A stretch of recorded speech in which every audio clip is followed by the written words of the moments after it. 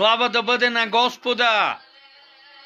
Християните не трябва да се плашиме от коронавирус, а трябва да се плашиме от нашите съгрешения, когато грешим.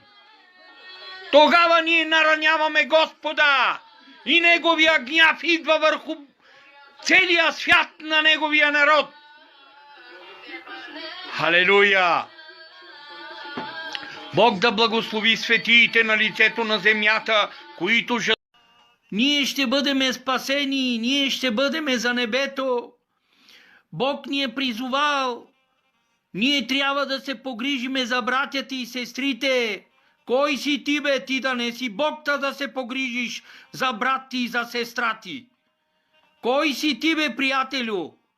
Ти да не си Бог? Бог не може да управлява, Бог не може да... Бога не послушаха народа, ще послуша тебе народа. Че ми говориш човешки плътски мъдрувания. Бог и отхвърля такива хора от своето присъствие. Внимавайте, ако не се покаеме, Бог ще дойде и ще издига светилникът ни. Да не ядем хляба